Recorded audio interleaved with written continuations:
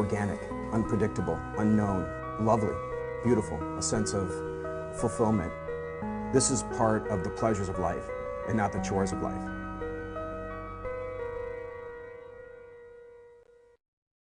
Headed your way on this live edition of Daily Iowan TV. It was a lively day for legislators locally and across the U.S. Plus, the annual senioritis sickness is plaguing the UI. Find out how to get back on track. Dealing with the big transition. Cooler temps and higher chances of rain. Find out more on my weather forecast coming up. We've got a full layout of the fall 2016 football schedule. And we catch up with Kirk Ferentz and get his reaction on being Coach of the Year coming up in sports.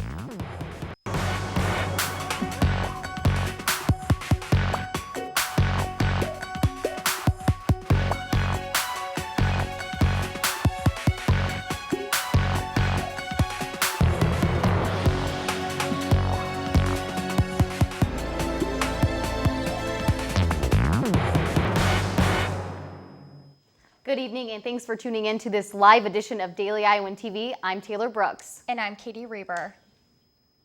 Legislators in Des Moines are asking questions and aren't getting answers. One state director has been accused of defying legislative intent involving money allocation. Chuck Palmer is the director of the Iowa Department of Human Services.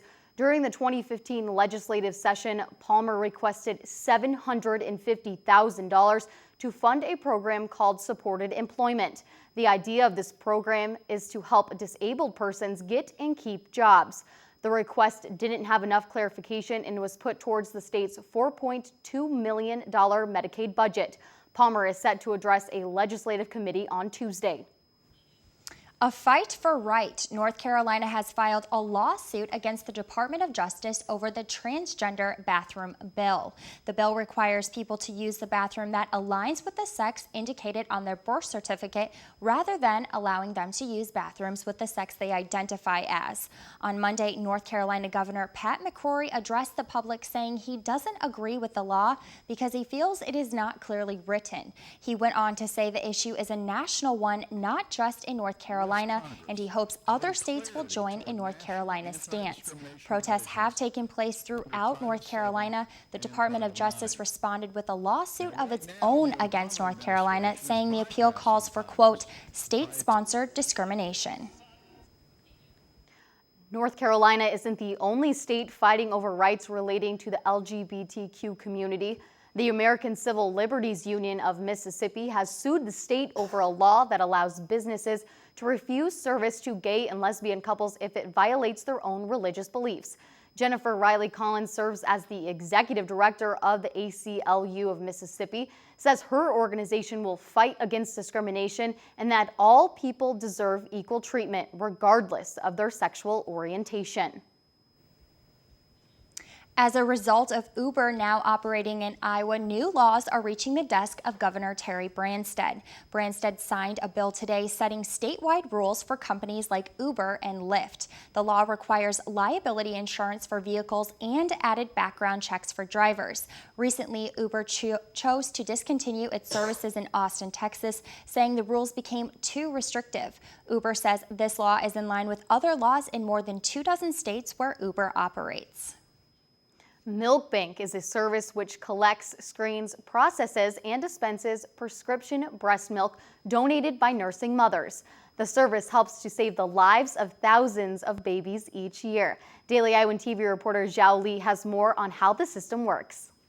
Jane Julius said when she co-founded the milk bank with Dr. Ziegler in the August of 2002, there weren't many milk banks in the country. When we opened, we became the 5th milk bank in the United States, and now there are 21. Julius said she brought the milk bank to Iowa mainly for the hospitalized premature infant. Premature infants are babies that are born early, usually around 40 weeks, and for them, human milk is a matter of life and death. Julius said they've had a steady increase of milk donors over the years, but still, there's many women who have extra milk that don't know there's an option to donate. So who can be the milk donors? I was making more than my son was eating at home, and so I had extra milk, and I thought it was a really good way to help other babies. Malaika is now a 10-month milk donor. She said not every mom can make as much milk as everybody else, and what's more, Premature babies' digestive systems aren't fully mature, and so they actually need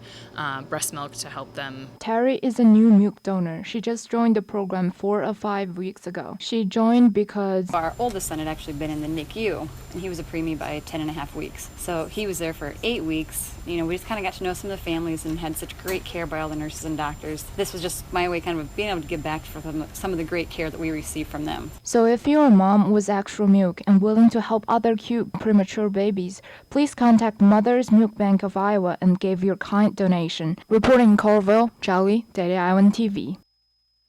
What an awesome story, but what's not awesome right now, the weather outside. That is absolutely right. Let's toss it over to Sydney Zatz in the weather studio to give us the latest. It looks like it's going to be a cloudy and rainy week here in Iowa City, and unfortunately, I already brought my rain boots home. We'll start off Tuesday morning at 59 degrees with a 40% chance of rain. We'll then bump up to 67 degrees in the afternoon, where we'll see mostly cloudy skies, and temps will rise just a little bit more in the evening as we see a chance of thunderstorms. Wednesday, we will see our highest temperatures of the week, with temps being in the high 70s, and throughout the rest of the week, temps will be in the low to mid 60s with partly cloudy skies. So if you're graduating on Friday, you might want to take your graduation photos inside, as there will be a 70% chance of rain. Thankfully, things will be more clear throughout the rest of the weekend. That's the weather for this week. Have a great summer, and congratulations to all of our graduating Hawkeyes. Katie and Taylor, back to you at the desk. The word senioritis is being tossed around quite a bit recently because of the warm weather and finals week being in full swing. But while many students are familiar with being tired of piles of homework and endless tests, is that all that is going on? Daily Iowan TV reporter Becca Skadden has more. So for some people, it's getting very tired of all the work they've done, and they're exhausted and they're ready to move on, and they're excited about moving on. And so it's kind of like that transition of giving up the past and going to the future. While some students may just be ready for a change, that might not be the only reason for their lack of motivation.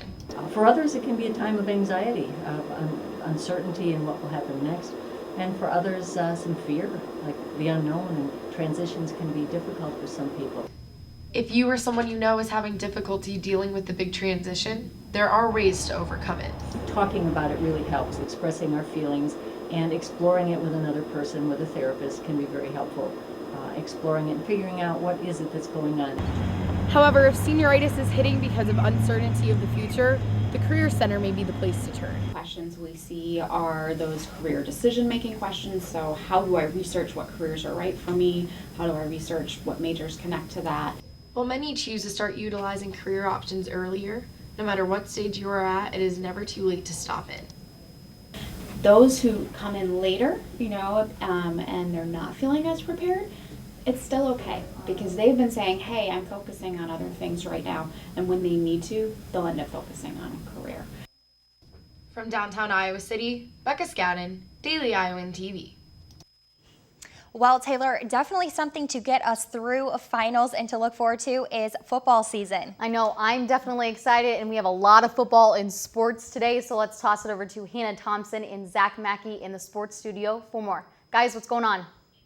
That's right, ladies. We're excited too. Finals week is not only about tests and papers here at Daily Iowan TV Sports. It's also a time for us to reflect on the tremendous efforts that each sports team has had this past year.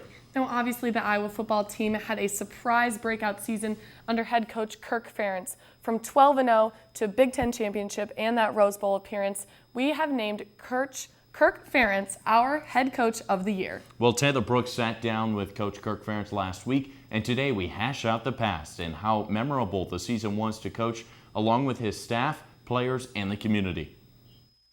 Kind of just take me through that 12-0. You know, it really began a year ago, January, when the team gets together after spring break. You know, we just kind of what we tried to do is remind our players that what happened in 14 happened in 14, and this was a new team, a new opportunity, new challenges. So, you know, we just started with a clean slate like we do every year, and it'll be the same. It is the same this way. This year we come off a really good season. You start all over again. And I think what happened last year, the team really embraced that concept, and they, they just went to work. And it's interesting, last year at this time, last May, last April, we'd come off spring practice. The team had worked hard. They had a good attitude. That was all positive. But we didn't have a strong personality as a team, and I think that really evolved over the course of the summer and certainly through preseason camp, and then just kept building. And what it gets down to, we had a great group of seniors, 21 seniors, that were totally invested. They held each other accountable, and then they did that with the entire team, and the rest of the team really joined those guys. Did you ever stop and take a moment and kind of just really step back and enjoy it? Or was it all just kind of like work? Yeah, it's really tough during the season to really do that. Maybe a snapshot moment for us. We had the bye week after Northwestern, and that was a really big game for us. Every game's big, but that was really big in that we went up there with a lot of guys injured. Jordan Canzeri got hurt, just about in the beginning of the game. So we really were climbing a tough hill that day, and the guys did a wonderful job, really responded well. So riding home, first of all, we had a 6-hour bus ride or 5-hour bus ride getting out of their traffic in Evanston. So, and then we had an off week after that. So you had a little time at that point maybe just to look back and look at those first 7 games and really appreciate what the players had done. And then secondly, think about the opportunities in front. What did they really leave with this Iowa football program? Yeah, I think you really touched on it. Maybe not a lot of household names. A year ago, we had Brandon Sheriff, 5th guy in the draft, Carl Davis, the 3rd rounder. Coincidentally, last week we had the NFL draft. We had 1 guy selected, and that's one of the lower numbers we've had. But the thing I'd point out is we had 21 seniors, whether it was a guy who started like Austin Blythe, started basically 4 years, or guys that didn't start, never started during their career. All 21 guys were fully invested and just did a good job. They really modeled the right behavior, the right kind of buy-in, and the right kind of dedication and effort. So the impact that group had on the entire group football team, not just the production on the field, but the way they did things, I think was really powerful. And quite frankly, I think that's what really drove our football team last year. Putting the past aside, the Iowa football team got back to business this past spring, and with summer ball right around the corner, there is a lot of work to be done. That there is. On Thursday, we will give you more from this interview with Coach Kirk Ferentz about the future and what this next season might just look like. Otherwise, for the full interview, check out Daily Iowan's YouTube page. Now, like we just said, summer ball is approaching very quickly, and the Iowa football team has a lot to look forward with the pretty big schedule that they have ahead of them. Yep, they start off the season on September 3rd against Miami of Ohio here at home, followed by the Cy-Hawk series against Iowa State on September 10th. This game also happens at Kinnick and is one of the night games for the Hawkeyes.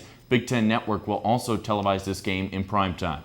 October is full of big matchups with Northwestern at home, Minnesota and Purdue on the road, and Wisconsin back at home on October 22nd. Moving into November, we will see the Hawkeyes face off against Penn State, then Michigan for another home night game. Iowa ends the regular season taking on Illinois and Nebraska on November 19th and the 25th, respectively.